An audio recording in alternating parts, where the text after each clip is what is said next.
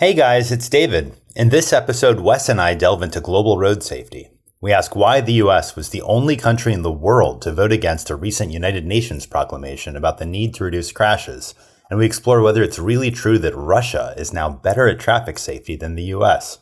We also discussed what lessons Europe's car-free cities could offer North America. If you enjoy this episode, please consider taking a moment to leave a review. That helps other people discover the podcast. Thanks for listening.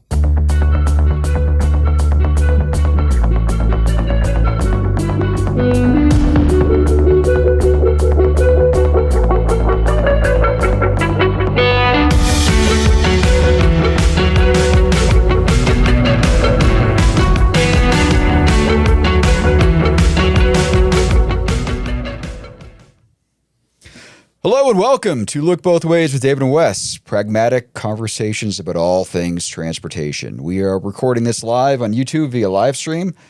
Happy to have you here if you are watching it live. If not, we're happy to have you listen to it later. I'm Wes Marshall. I am professor of civil engineering, and with me is... I'm David, also known as David Zipper. Yes, there you go. Nice to see you, Wes.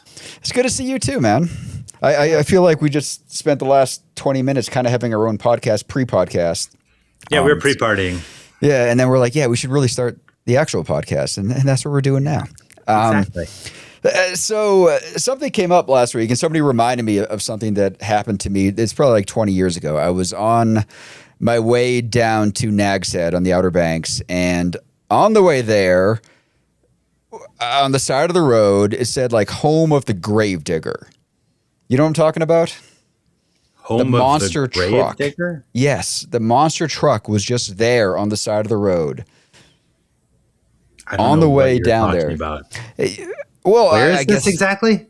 It was on the way. It was in North Carolina, on the way down to Nags Head. Where I'm from. Where you're from. Right. Yeah, right. but and I was told that North Carolina is like a mecca for monster truck rallies.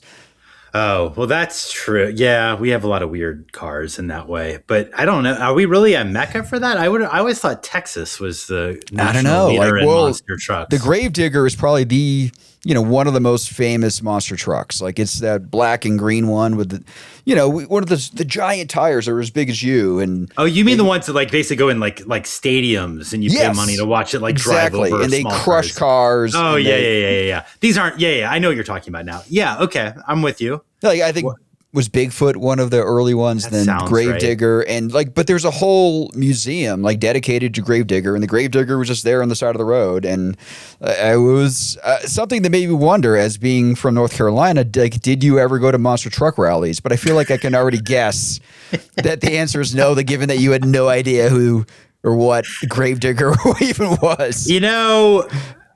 I'm not going to lie to you, Wes. It never crossed my mind to go to a monster truck rally. I did with some high school buddies in Chapel Hill, North Carolina, go to a it's sort of like the equivalent of like a single A NASCAR race in like a county near Chapel Hill.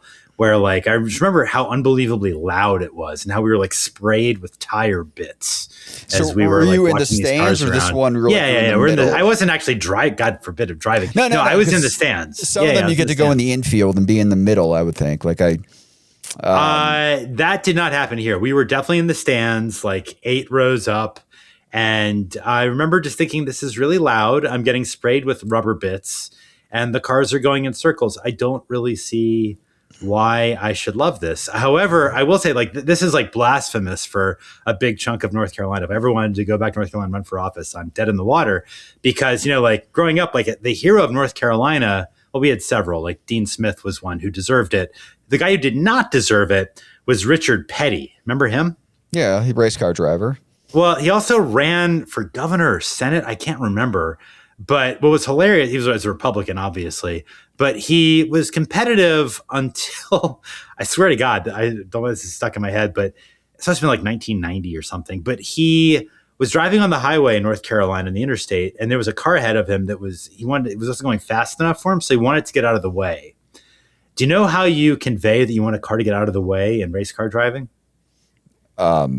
I don't know, bumping is racing. Do you bump him out of the way? Like, what do you do? You nudge him gently to signal, get out of the way. So he bumped the car in front of him on the interstate, and he got caught. And then he's like, oh, well, I didn't mean anything by it, blah, blah, blah, blah. And even in North Carolina, which is not the most enlightened state, it's not the worst either, swing state now, but yeah, that kind of killed his campaign. Oh, because I feel like today that would get him more votes. Like if he did that in certain states, North Carolina, I don't know. It was a gentler, saner time. What can I say? 45 years ago, or 40 years ago. But yeah, no, that was that. Wait, how old were you at this race car thing you went to? Were you high school? High school. Did your friends like it more than you did? One of them, who was more of a Southern boy, if you will. Yeah. The rest of us were like, one of us is now like a pastor at a church. One of us is like doing democratic policy stuff in DC. And then there's me. The rest of us were like, I don't understand the appeal. But Wes, you have to understand, like I grew up, I was in North Carolina, but I was in Chapel Hill. Yeah, I know. Like Chapel Hill, like if old people remember Jesse Helms, who was like the crazy conservative, bigoted senator of North Carolina. And at one point he famously said when North Carolina was spending a lot of money to build a zoo in a town called Asheboro, he said, oh, just put a fence around Chapel Hill and you're done. You can save a lot of money. So we're really proud of that, by the way. So just to be clear, Chapel Hill is not like most of North Carolina. Yeah, I mean, it's similar in places like, Charlottesville and Virginia is very different, or Northern Virginia, like those are very different than the rest of the state, or like even in Colorado, like Boulder and Denver, Fort Collins are very different than a lot of the rest of the state. Oh, but sure. I had never been to any race car anything or monster truck rallies. So I was just curious if you had ever done something like that. Because they didn't have that kind of thing in Boston. Like there were not monster truck rallies anywhere near me. I would guess I could go to New Hampshire maybe and find something like that if I was would think in Western Mass, like Springfield never had anything like that. Maybe. I did go to Bike Week once in Laconia, New Hampshire. That sounds nice. I don't know. It's like, 10 million motorcycle riders there. I don't have a motorcycle, never had, but it was a bachelor party I went to once upon a time. Interesting. Everybody there but me got like a tattoo on the side of the road. Interesting. I will say, we're talking about like transportation of our home states. Ever heard of the Carolina squat? No. What is that? That's actually pretty interesting, I think. I've thought about writing about it, but I haven't. It's an aftermarket adjustment to a car that I think is quite popular in the Latino community, it's my understanding, where you lift the front wheels only of the car. So you're basically like arched up. And it's interesting, like North Carolina banned it, actually. Which is because it's an aftermarket adjustment it falls under state rules, not federal. So it is dangerous because the blind spots are crazy. But it was interesting. How high are we talking? It's like from it could be several feet up. The cars, okay. We can put a video up or a link to it. This is not a totally obscure thing, but what's interesting is that it was banned. This adjustment that was. I don't know why exactly it's called Carolina Squat. I guess it was popular there, but it's largely popular among the Latino community. Yeah. And then you think about like the lift kits to create like the lifted trucks that are popular with, for lack of a better term, rednecks. And nobody bans those. But that's just as dangerous in terms of the blind spots, in terms of what you're going to do if you hit a car, in one of those. I find it interesting and sort of reflective of some sort of embedded racism in how we think about cars in this country. Just to get a little more serious on our state transportation journey, if you will. Like you've seen the Houston slab cars, right? You know what I'm talking about? No, what's that? Well, in Houston, like their subculture of cars it's basically like spikes coming out of the middle of every tire on all four sides. Oh yeah. Like I think they call them slab, like SLAB. Like it's an acronym for something. I don't know what the acronym would stand for, but I can look it up here. No, I mean these sorts of things. It's actually a whole other segment we could create for the podcast. These sorts of aftermarket adjustments to cars can be really dangerous. And it's entirely within the right, even if NHTSA is doing nothing at the federal level under Trump around road safety or car safety, I should say, this is something that states could address. All right. And I hope they would. SLAB is an amazing acronym, though. It stands for slow, loud, and banging. I don't even know what to say to that. Like, there's spikes that stick out like a foot or two. Like, it is not minor. Like, so if you are a bicyclist anywhere near these, like, you are in trouble. Like, so, I mean, it's almost as bad as a cyclist putting a pool noodle on their bike as they're going by, right?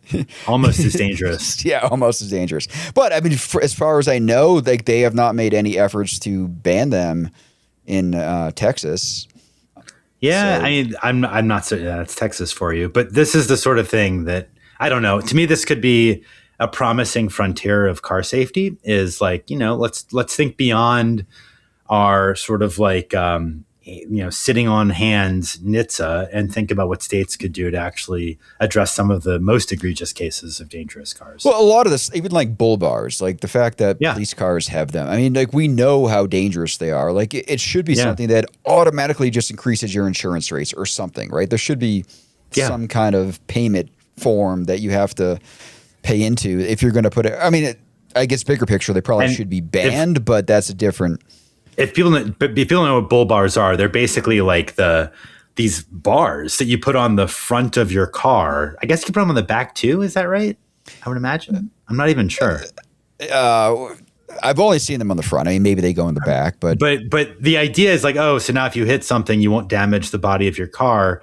But I think people just think it's like an aggressive look, and they like it for that reason. Police often like it. And the problem is, if you hit somebody or something, it concentrates the force into a narrow, like, I don't know, piece of material, and it's a lot more dangerous in that way. There's clear evidence about this, and there's really no benefit other than it looking cool to certain people, as far as I could tell. I have heard it protects your own car, like, so you are less likely to have to replace your front bumper if you hit something. Yeah, I don't think that's why the police want it to kill somebody.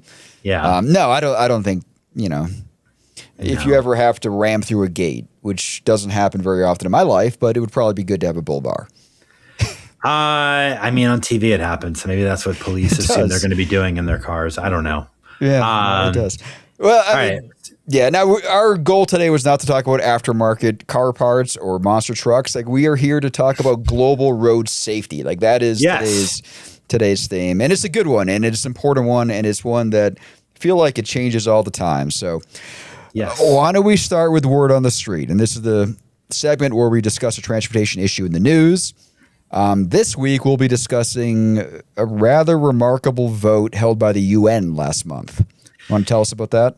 Sure, I am happy to. So in July, there was what seemed to be a pretty anodyne, standard, symbolic vote, which the UN does all the time, about road safety. And I'm going to read a sort of description of what this was, as put forth to the UN members in July. It was a declaration that reiterates a global goal to at least halve road traffic deaths and injuries between 2021 and 2030. Quick side note, about 1 million people die in crashes around the world per year. The declaration also calls for governments to assign and fund a lead agency for coordinating road safety, to improve public transit systems, and to make other pledges for safer roads. The document draws attention to the people who are most exposed to traffic violence, including those walking, wheeling, cycling, working, and heading to or from schools on our roads. Like, this is meant to be really basic stuff. And, crashes are bad for everybody, so you'd think everyone's going to vote for this. And indeed, 162 countries voted yes, including Iran, North Korea, Saudi Arabia, Venezuela, whatever you want to say. One country, recount one, voted no. Wes, you want to guess who that was? Who could it possibly be? United States of America, baby. The U.S. was the only nation to vote against this declaration. And it's interesting. There was an article explaining why, or trying to explain why, which we'll include in the show notes. And there was a quote from the American ambassador to the UN, a guy named Dan Negrea, who said road safety is a practical matter of engineering, sober driving, and personal responsibility. It's always personal responsibility. Always. It should not be used as a backdoor vehicle to enforce global climate pacts and top-down environmental restrictions on freedom of mobility. So I guess if we're talking about, I guess this was seen as like maybe like some sort of a mechanism for promoting modes like transit and biking that reduce emissions, or protecting cyclists, which reduce emissions. And like the Trump administration doesn't believe that climate change is real. So maybe that's where it came from. It's a remarkable fact, though. It's hard for me to believe that something like this could happen where the U.S. is the only vote against it. So I have other thoughts, but I'll pause here and hear what you think, Wes. Yeah, so I read the document today, and the striking thing is it's not a radical document whatsoever. It says that road deaths are preventable. The government should take some responsibility. It says vulnerable road users matter, speed matters, infrastructure matters, and countries should measure progress. That's pretty much it. It's like a safe systems kind of thinking. I'm not even sure it is fully safe systems. It's even more simple than that. It's just like, hey, guys, just try to crash less. But, I mean, you also mentioned that it's a declaration. Like, there's no teeth to it. There's no enforcement mechanism. Like, no. And that guy, what did you say his name? Negrea? Dan Negrea. Like, he said it was a symbolic gesture, which it means that it doesn't have any teeth and it does nothing. At the same time, he's worried that it's forcing us into these environmental regulations. Like which is it? Is it just like this would be nice, or is it something that actually can make us do something? It's not a means of enforcement as far as I could tell. So like he sort of can't have it both ways. But I think that is kind of why he objected. Like the administration does not want road safety framed as anything to do with sustainable transportation, anything to do with the climate, urban places, systems design. Like it wants it framed as enforcement and personal responsibility, and that's it. Yeah, I think the best way, or I don't have any inside information about this, but the ambassador voting against this is consistent with US DOT and what that agency has been doing under Sean Duffy, which is to basically they've canceled or tried to claw back federal grants that are for anything other than facilitating car traffic. Like pedestrian pathways and trails and bike lanes have all been sort of canceled by the Duffy team there. And of course, they've refused to advance federal transit grants, unlike any administration in the past. So it seems like anything that touches on transportation beyond cars is seen as immediately suspect. And perhaps that's what triggers the UN ambassador. And of course, the idea of like just trying to, not make a splash that just makes you look insane and stupid is not something that the Trump administration seems to care about. But what's ironic and sort of darkly ironic to me is that, meanwhile, I think we may have talked about this before. We've got, the US DOT sort of, I think, wildly inappropriately celebrating supposedly the lowest first quarter death rates ever in American history in Q1 of this year, because they calculate it in the wrong way, which is deaths per vehicle mile traveled, as opposed to deaths per capita, which is the appropriate way of thinking about road safety. So you sort of have like the Trump administration in their own weird world of road safety, where they're calculating the metric the wrong way. They're focused exclusively on people within cars. And I think it just puts America at odds with sort of how the rest of the world thinks, because we're sort of like uniquely crazy about this, is how I look at it.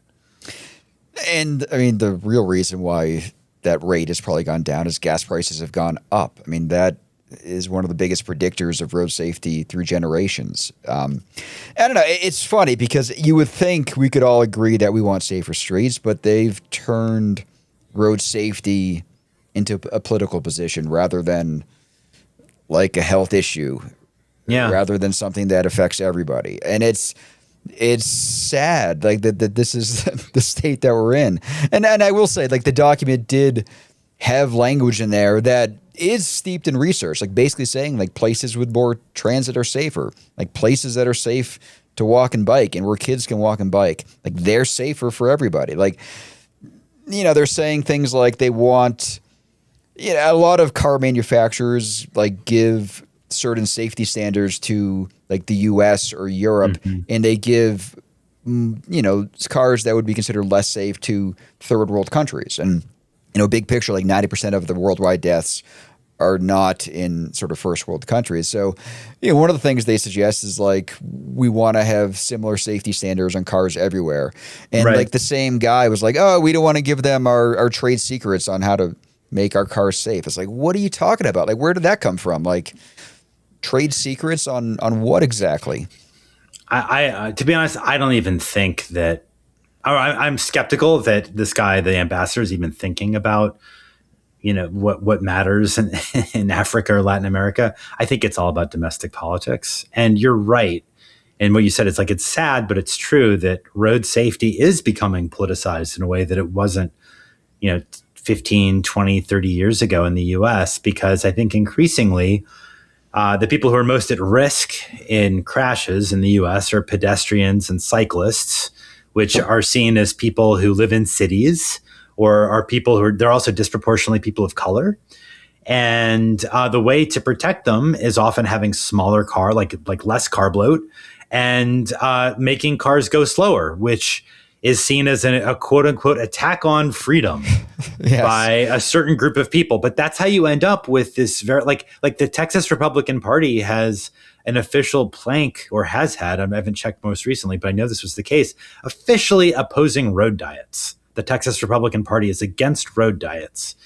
And it's sad because this is just not a debate that existed 30 years ago, and it shouldn't exist now. But we unfortunately live in a very weird time, and this is one of the consequences.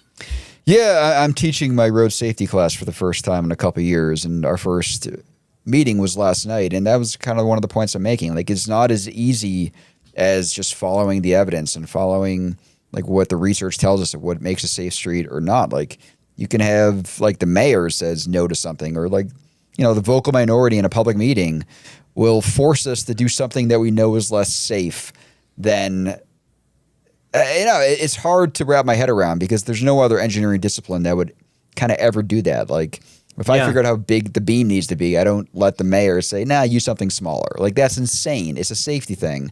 But in transportation, we do it all the time. And now, like, this is something that is probably going to be an even bigger deal with, the road diet thing in Texas, or FHWA too. Like, they took road diets off the proven safety countermeasures that we talked about in a previous episode as well. Like, it's kind of wild. Like, it's no less proven than it was before, but it's no longer like on that list.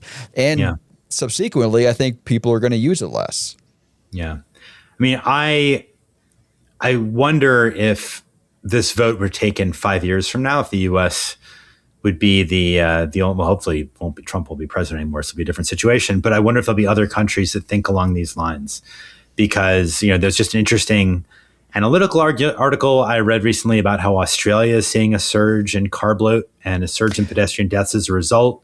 There is been some backlash in European cities against pedestrianization efforts.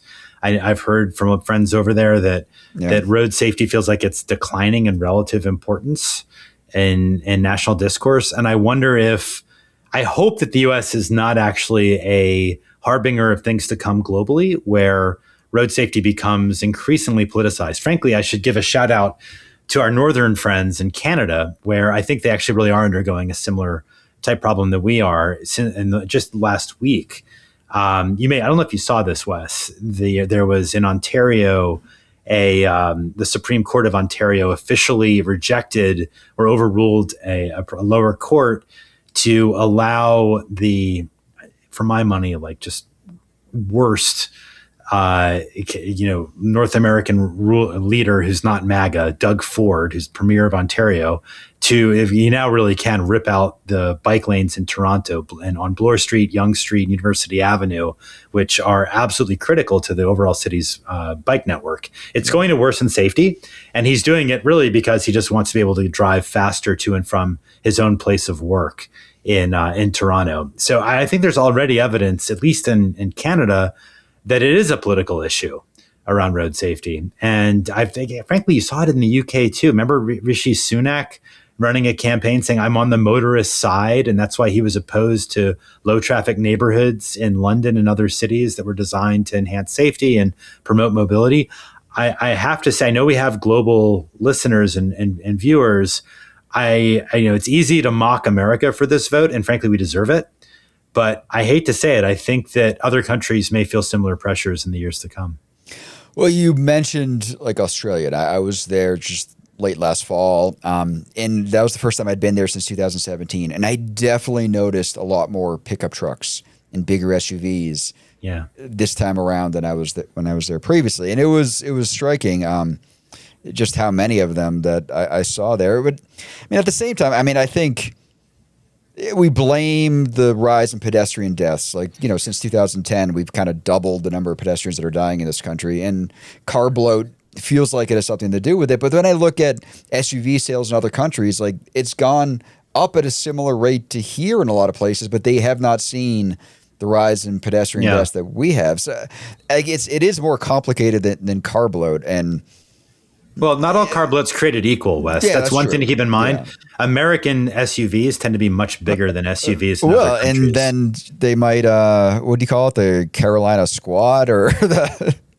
bull well, there's bars. that too. No. I mean, Europe has banned bull bars. Like from what I know, I think they've banned them entirely. Like that is not possible to get one there. So that's a step in the right direction. But no, if you look at what the average SUV looks like in Europe, and SUVs are taking off there too, it's just smaller than in the US. Like we're the ones who have the Chevy Suburban. Those are not the types of SUVs that you're going to see on the road as much in France or in the Czech Republic or what have you. So my point is that car bloat in America still can be a bigger factor, even if it can be a factor, I should say, even if we're not seeing the similar risk. No, it is. I'm not saying it's not a factor, but there are ways we should dive in deeper to really try to figure it out. Absolutely. And especially the night stuff here. I mean, that's one of the issues that has grown in terms of pedestrian safety. Like most of the new ones seem to have happened at night. Like the daytime pedestrian deaths haven't changed very much. And cars aren't changing in size at night versus day. So there's something deeper happening. Well, there was a Ford executive I got into an argument with a couple of years ago online when he was saying, it's because lighting. It's lighting. That's all that's doing it. I'm like, yes. No, clearly our street lights got a lot worse in the last 10 years. And that's why people are dying. I read a paper on that, and there wasn't any noticeable significant differences in whether it was a lit or unlit area in terms of pedestrian safety at night. So that's interesting too. Yeah. I think that was a paper Bob Schneider did. I'd have to look it back up. He does good work. Mm-hmm. But that was an interesting factoid in reading that research. Like a lot of the things you would hypothesize as to why this is happening, like they're not all panning out like you would think. So it is perhaps counterintuitive. Like, but all these things do relate to it, but there's no silver bullet here. Like, let's just add lighting and that's going to fix the problem. Like, I don't think it is. Like, it's not going to hurt. Probably it probably would help, but it's not going to solve it. No, and I think in the same token, if we magically were able to eliminate the 10% biggest SUVs and trucks in the US and to sort of end lifts and stuff like that, would we be safer as a country? Absolutely. Would we magically have France's per capita death rate? No. Like we have infrastructure problems, we have enforcement issues, we have lots of other things holding us back. We also, frankly, have sprawl, which just creates exposure risk because people just drive so freaking much everywhere. We need better trains. So there's a lot of different elements here. Safer. Like if we're measuring safety, fatalities per VMT, all that driving is good for safety. No. This is the part that drives me. We've talked about this in a previous episode, but I get triggered when you look at this is what Duffy is bragging about when he says, we had the lowest first quarter road death rates in U.S. history. He's looking at deaths per mile driven, not deaths per capita. And if you think about like our lack of transit and train service, that's reflected in deaths per capita, but not deaths per VMT. It's one of the big blind spots in how the federal government looks at this stuff. I mean, but it is something that's codified USDOT, like that.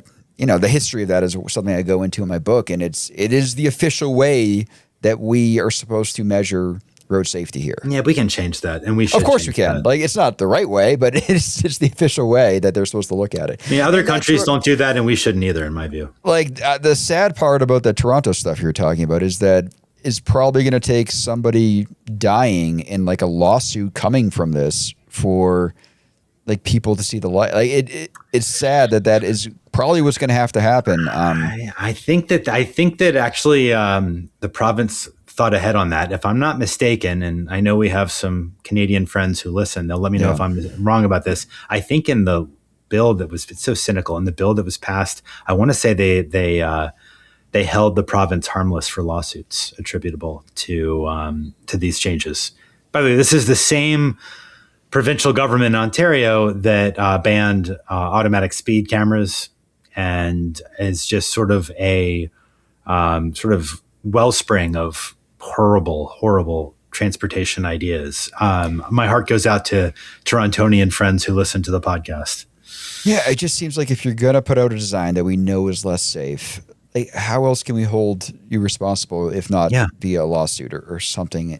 It's tough. It's a tough situation that they're in. And like, the more I read about Toronto, like, oh my God, it's just depressing. It's really, really hard. And it's not just Toronto. It's Ottawa's going through the same stuff, although not losing the bike lanes because Doug Ford is only obsessed with Toronto in that way. But it's cities across Ontario, which is 40% of Canada's population. It's not a small province. So I'm thinking of you guys in Ontario. I'm sorry. I wish I had a better advice or guidance for you. I don't, but my heart goes out to you. Yeah, and biking is a network issue. So this isn't just like, hey, like, you'll be okay, take another route. Like these are important links in a network, and the whole thing falls apart. And like, if he thinks he's going to get to work faster, like, you're probably pushing people into cars on the same route. No, it's going to backfire. It's so annoying. Like, so there's very little research that shows that bike lanes have anything to do with traffic congestion. Like, it's I'm well aware. Change that. So, well, just to further trigger you, Wes, because I've been following the Toronto stuff fairly closely because I've written about it before. The provincial judge or justice, the Supreme Court of Ontario, overruling a lower court ruling, where the lower court had said, like, Ford can't do this because it's going to create harm to cyclists, like bodily harm. The Supreme Court justice said, oh, no, that's wrong. They made a mistake in their logic there, because if the removal of the bike lanes leads people to stop cycling, then they won't be at risk anymore. Yeah, I mean... you know what? That's true. I do. A completely cynical, horrible way of looking at it, but it's true. No, I do joke. And one of my research strands is based on that idea. Like, what is the easiest way to make a street safe for pedestrians and bicyclists? Like, it's honestly to make the street so unsafe for them that nobody in their right mind would ever walk or bike on that street. You remove them from the equation, all of a sudden your data makes you think you don't have a safety problem for those modes. But is that what we want? Like, of course not. But no, our data is a city. Yeah. It's a city. We're not talking about like a rural interstate. Like, this is a city where you want people to stop and linger and like connect with their community and take up little space when they travel. For so many reasons, it's really unfortunate. So again, Canada. Well, on that positive note, I think now it's time for. Let's talk about another country. Let's dunk on another. Actually, we're still gonna be dunking on the U.S. through another country, but let's go on. Yeah. All right, so let me give a little bit of a backstory. So I think I started digging. So you want to explain what Roundabout is first, real quick? Roundabout is. It is the segment where David and I go back and forth with a topic of our choosing. I'm going to go first today, and then David has some interesting stuff on Spain after. But my topic is on road safety and global road safety still. And when I started doing safety research, 20 years ago or so, I remember like looking at a lot of the different countries and how things have changed over the years. And what was really interesting to me at the time was like back in 1970, like a lot of the countries were very similar in terms of the road safety fatality rate. And this is per capita. Like most of the countries, even the ones that you think or see as very safe today, were all like around 25 to 30 like fatalities per 100,000 people. So like Australia, France, Germany, Switzerland, Netherlands, Denmark, all those countries were in that. And when I was doing the research around 2004, 5, 6, what was interesting is that they all had improved a heck of a lot and the US had not improved nearly as much, right? So we all started off at the same place and some of those countries were even worse than we were. We've improved somewhat. They've improved a lot. And looking at today is still the case. Like our rate is about half as good as it was in 1970, and they're all like 90% better than what they were. But around that same time, like Russia, like it was the outlier. Like they just seemed so goddamn unsafe. They were still back at the 1970 type rates from the 90s, early 2000s. But now they have passed us. Somehow, in per capita death rates. In per capita traffic crash death rates, Russia is now safer than we are as a country. And like this history is just mind blowing to me that has now happened. That like, yeah, it's one thing for, countries like Sweden or Australia to kind of France to lap us in this. But the fact that Russia, and they were 20 years ago, like way, way worse than we were then. And now they're safer than us. Like, it's crazy. Like, I don't know. Like, what are you thinking about this? Like, we're losing to the Russians. Like, the Rocky IV in me is coming out. Like, we need to fix this. Like, yeah, at least we won that make-believe boxing fight right in 1986. We've got that to fall back on, I suppose. That in Red Dawn. I will break you. Exactly. Was it Dolph Lundgren? Was who's like, what is he? He's like Belgian or something. I don't know where he is. He's definitely not Russian. He's not Russian. He's not Russian. It's funny. Have you been to Russia out of curiosity? No. Have you? Yeah, I actually studied Russian in college. I remember like 7 words. I went there, 25 years ago. So I don't have a lot of insight now. I took a Russian history course, like if that helps the cause. That's about it. Yeah, well, we can talk about, Leninist thought and car safety. But, I will say a couple things. Number one, knowing a little bit about Soviet cars, like part of this could be that that those cars were death traps. I don't think they had anywhere near the safety technology or crash resistance that other Western cars would have is one thing. So I would imagine that as, Russia's gotten wealthier in the last 25 years, so forth and so on, that better cars has had something to do with it, I would suspect. What I don't know, and I'd be curious about, is the extent to which Russia has adopted some of the best practices that you see in other parts of Europe, like pedestrianizations, like slow urban streets, like automatic traffic enforcement. I don't know. Do you know? Well, I did read, I had Google translate for me some documents from a Russian website, and there were all these quotes from Putin basically saying that we haven't hit our mark yet. Like we want to go, because right now they're around 9 fatalities per 100,000. He's like, we want to get to 4. Like 4 is about France's rate for what it's worth. Yeah, exactly. Like some of those countries that we do speak of as some of the safest, like it's in that ballpark. And like, he was listing things that they're going to do. I don't know if the list handy now, but it was, I believe they did mention like similar things that we heard on the UN proposal. Like it wasn't all that different from the same language in terms of the national road safety strategies, like speed limits, traffic rules, signage, like vehicle design, roadways, land use, like stuff like that.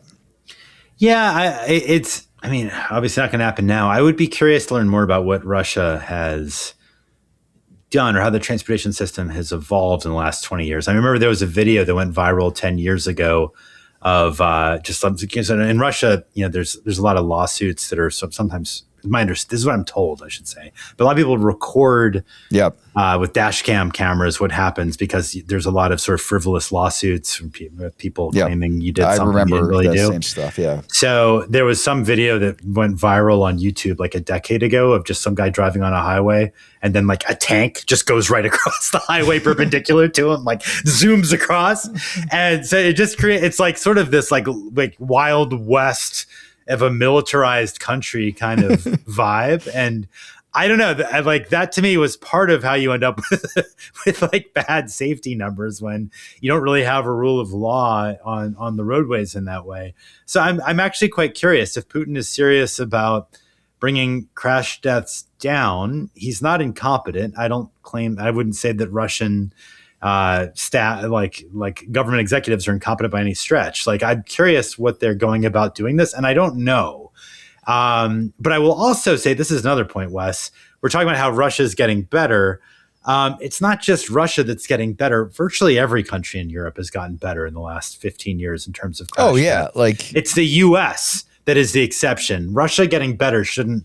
It's just basically being in sync with its neighbors. In a lot of ways, it's our country that is really the sort of exception that makes the rule about improving road safety worldwide.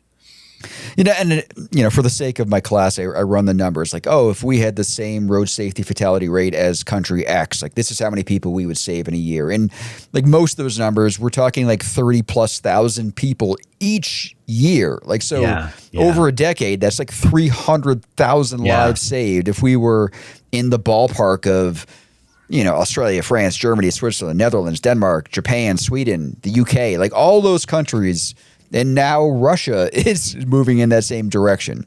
And by the way, if it's at 9 per 100,000, that's not even close to the U.S. The U.S. is at, I believe, 12. Yeah, we're like 12.4 or something. Yeah, so that's like a sizable improvement. So, it's, I guess I would say I guess congrats to the Russians to an extent, but I really think that factoid that you've shared to me says at least as much about the U.S. as it does Russia. Yeah, I mean, as recently as 2005, they were at 24 fatalities per 100,000 people.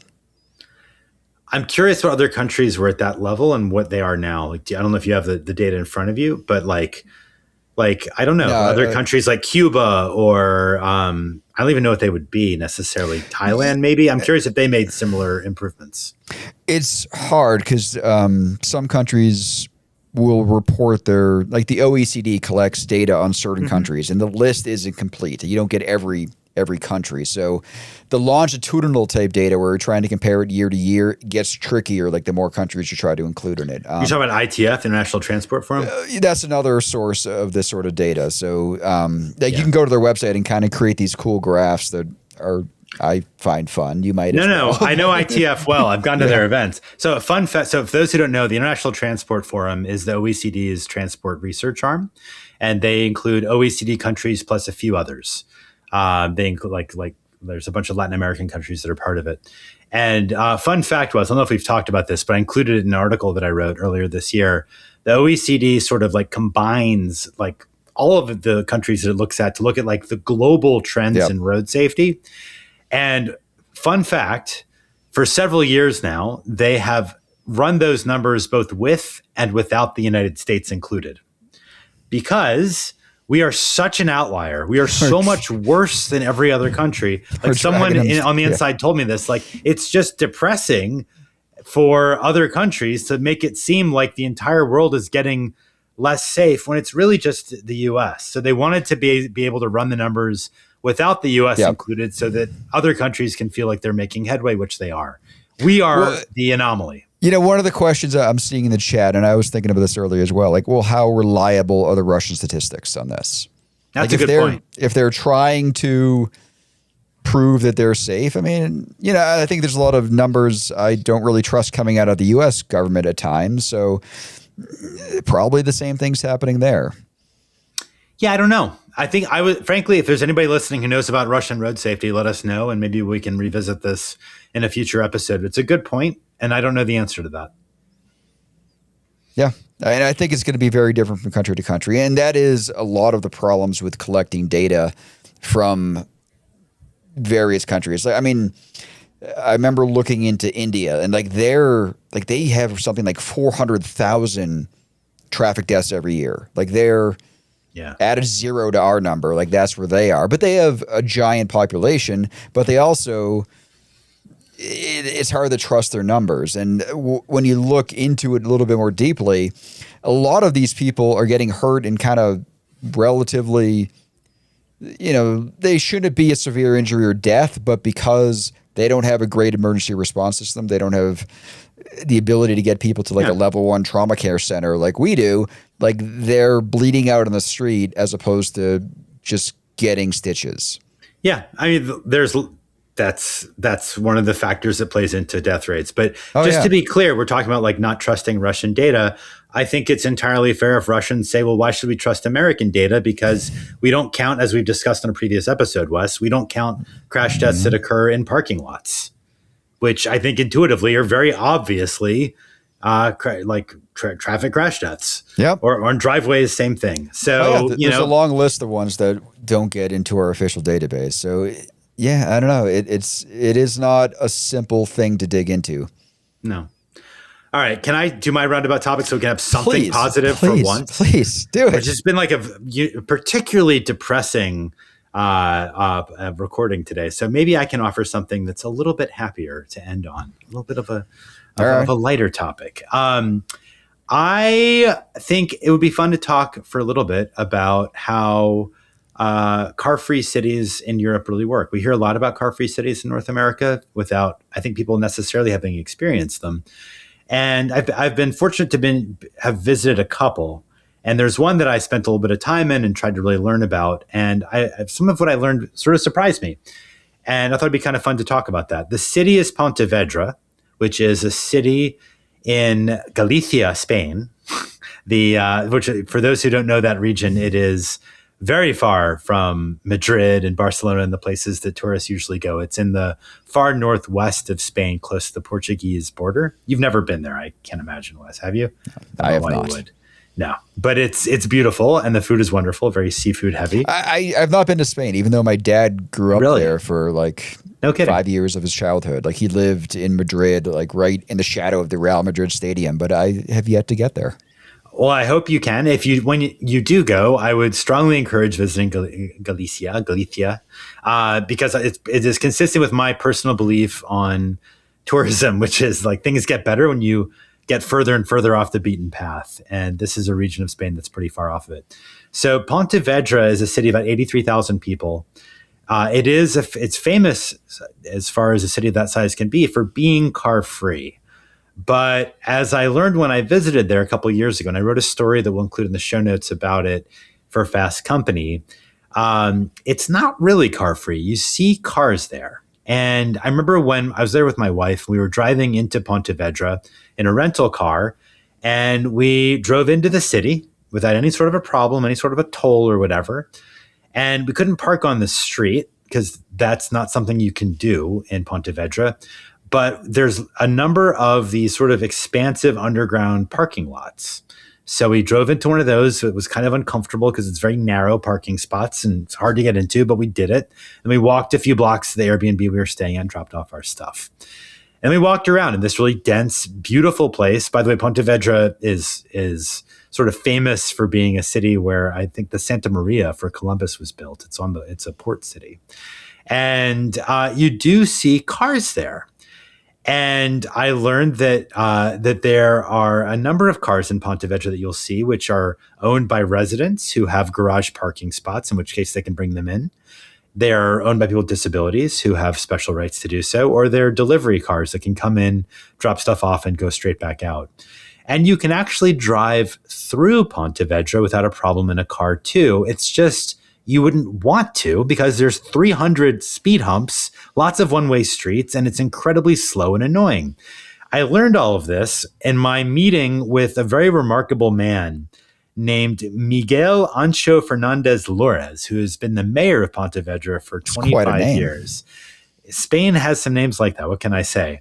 And if some people listening to this might have heard of him because he has a quote that has sort of gone viral among urbanists. It's a great quote. It really is. He said this a long time ago. He did not say this to me, but I I'm going to quote it anyway. He said, "It is not my duty as mayor to make sure you have a parking spot. For me, it's the same as if you bought a cow or a refrigerator and then asked me where you're going to put them."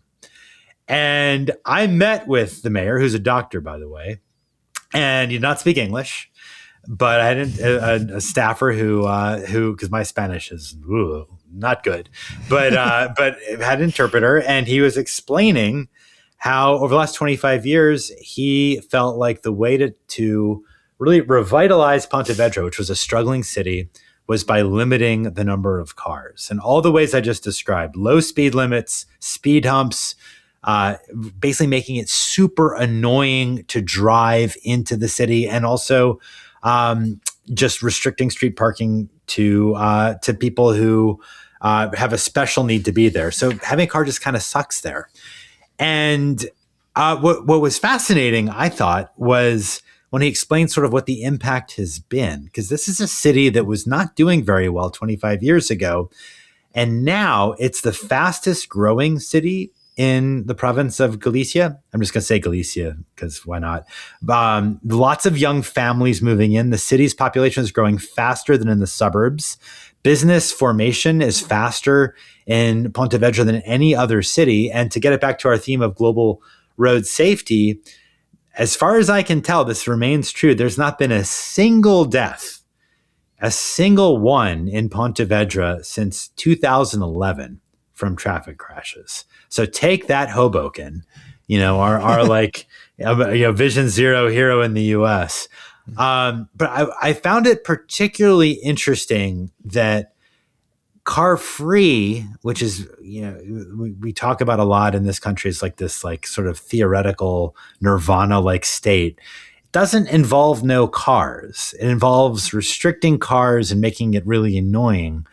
So that's one thing, but the value from it in economic development and just quality of life is just remarkable. So I really highly recommend it. When you go to Spain, check out Pontevedra. If others have a chance to go, my wife felt the same way. That the place is really a gem, and it's the streets are thronging with pedestrians and little places to eat and snack. The octopus is a special delicacy. I strongly recommend it. I'll stop there. Well, this is exactly why the U.S. voted against the UN declaration, right? They don't want to hear that the best way to road safety is to make it hard to drive, or to make it nice for pedestrians, or to make it nice for families to live in a city. Heaven forbid that it's a pleasant place to be, God.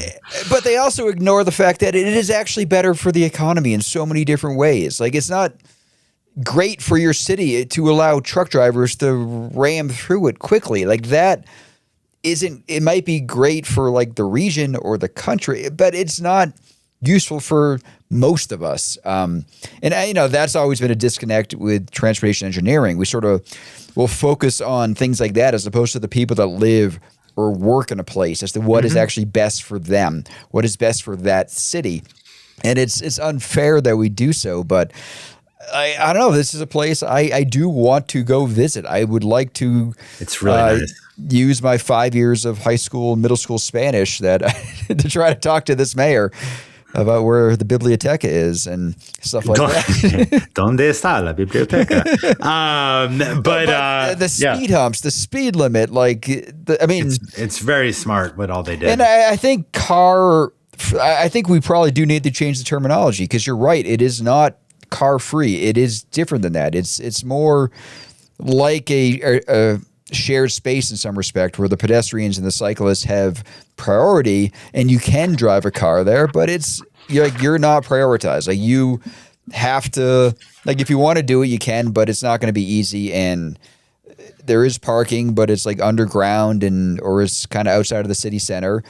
But they also, from what I read, they set it up where if you have a disability, like, they do have places you can park. Like, there are ways that you can get around and come in. Mm-hmm. That's right. Yeah, so I don't know. It is an amazing success story, and like the fact that it shifted from a struggling city to one that is popping off in the middle of Spain, like, that's great. Like, that's exciting to see it. And transportation, like, to me, is the difference maker in places like that. I think a lot of people will look to like architecture and stuff like urban design, but if you don't get the transportation right, like your place doesn't work. Like that is where it starts, I think. And the other stuff is like a nice add-on. If the architecture's nice, great. But it's the transportation that really makes these places great in the first place.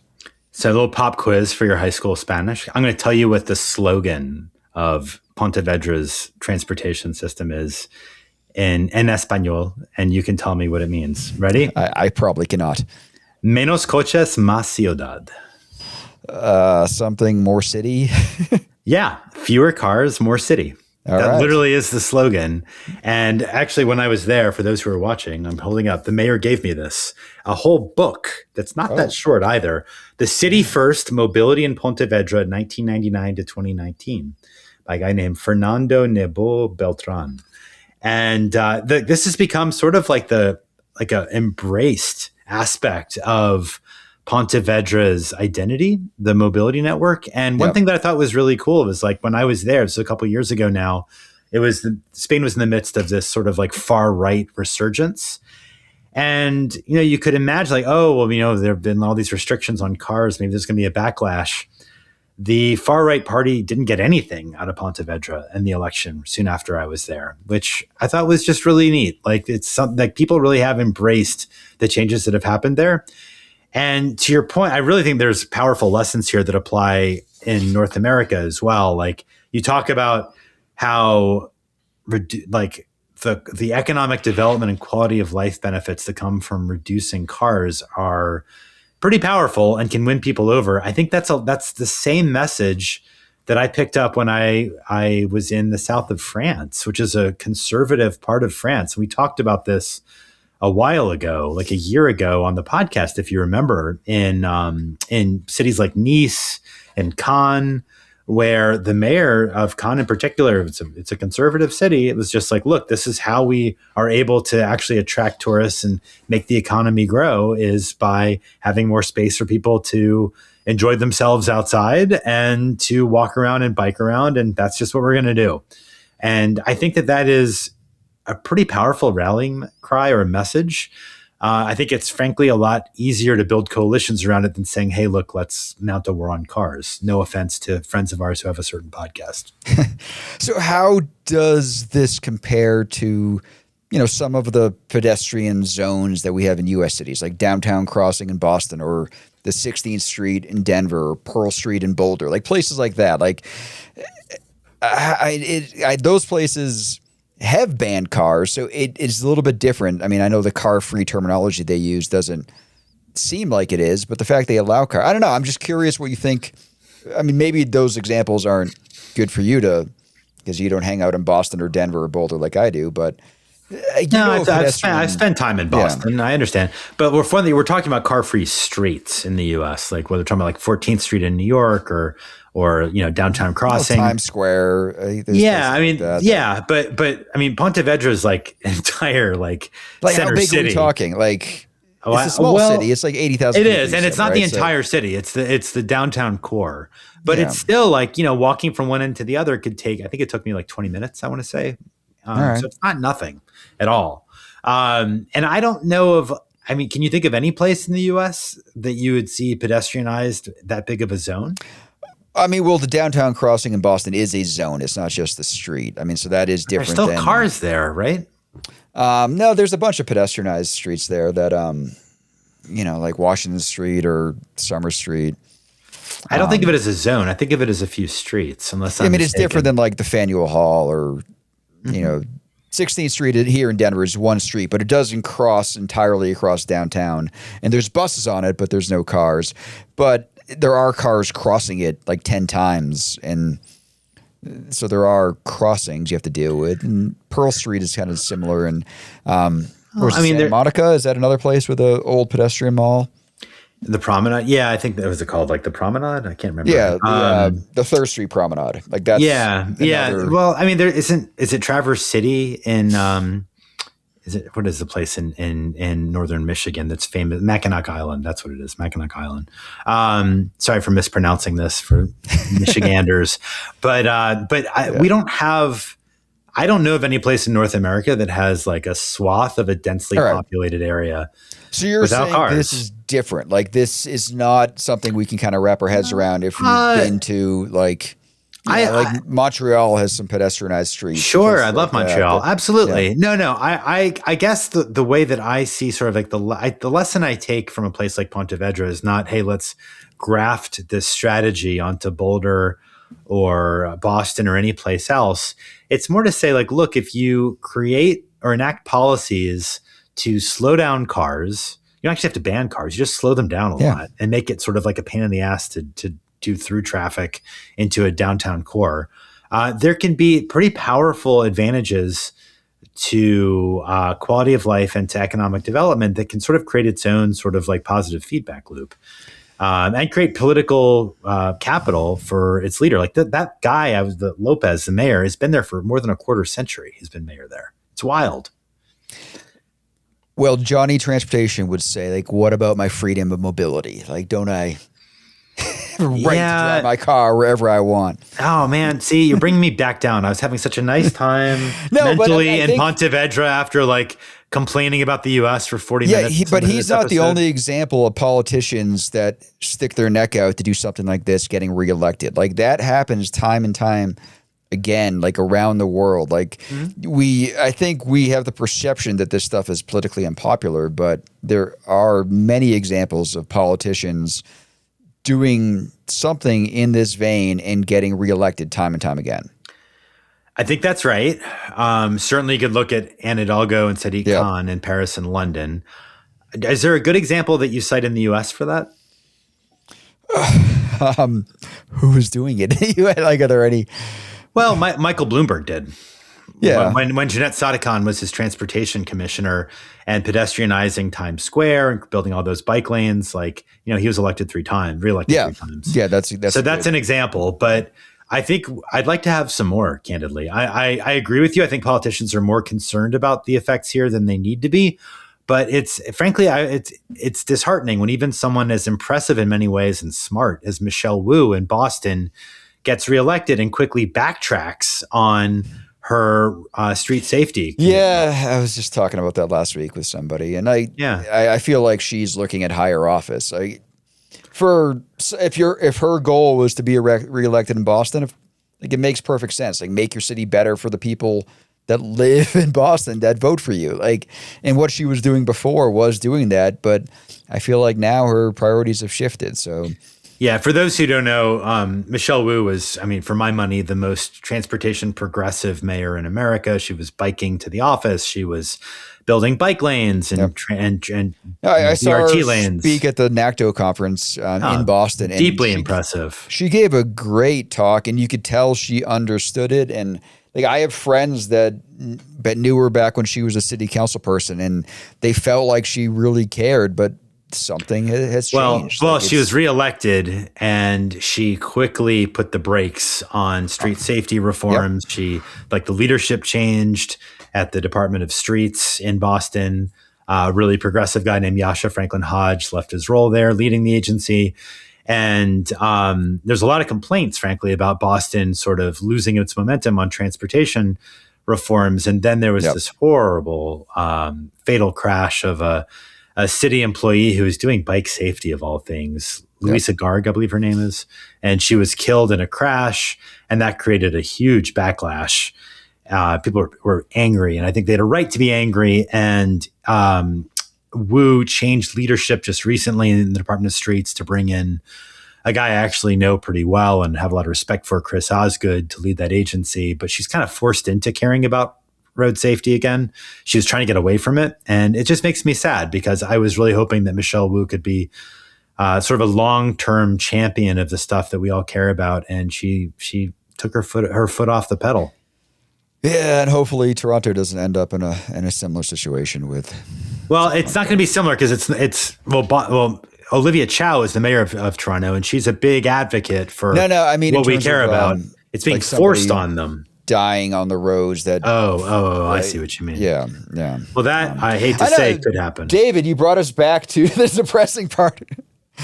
I did it. I was talking about Spain and this beautiful city with great seafood and wonderful, lively street life. Hey, Boston has great seafood and lively street life too. But yeah, it's nice. But I don't think you've been to Pontevedra yet. Honestly, it was kind of blown away. It's a city of 86,000, but it was amazing. Oh, it's so good. It's growing. I think you said 83,000 before. So did I say? Nice. Oh, well, 80-something thousand. I can never remember my notes. All right. Are we moving on to the next one? Yes, we are.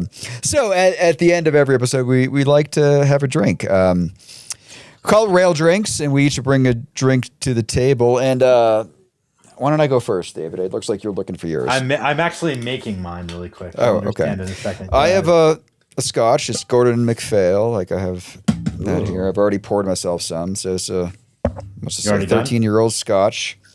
Well, mine, I'm actually more topical this time because I decided, based on your roundabout topic, it seemed like an appropriate time to give a shout out to the famed beverage of the Big Lebowski, which is White Russian. White Russian, exactly. I actually watched that movie last week for some reason. Happy to be honest, I did. It's a great movie. To the White Russian, exactly. That's the first White Russian I've had since, I don't know, when I was in grad school, maybe. Yeah, I'm not a big milk drinker, so I don't. You don't want to drink I would milk in your alcohol? I don't. Not understand. Really. I do remember, back when we were turning 21, like the infamous drink was called a cement mixer. Like they would mix Baileys with something that would curdle it. It was the grossest thing ever. And that was like a common shot that people were giving each other back when we were all turning 21. I mean, there's certain types of alcohol that no human should consume after age 21, I believe. Like peach schnapps. Oh, I'm a little embarrassed how often I actually drank that when I was in college. And I'm glad to say I've not had any since. Like the giant handles of plastic Russian vodka we would drink back then. Like we could clean a hubcap with it. Fun fact, by the way, talking about vodka. So I studied abroad in the Czech Republic. And at one point there, I got a bottle of vodka at the local store. And I put it in the freezer, as one does with vodka. Half of it froze. That should not happen. No, it really should. I'm not a physicist, but I don't think that should be happening. Or a chemist, I should say. Chemist. That should not be happening. All right. You're not a physicist either. Like I'm neither. I'm really neither. Let's just be honest. You're not a biologist. There's so many things I'm not. Yeah. So many things. I could go on. Well, you are a podcaster. We're going to be back here doing this again 2 weeks from today on September 1st. Is that correct? I believe that is correct. I don't have my notes in front of me. Yep, now I do. See it. September 1st, yes.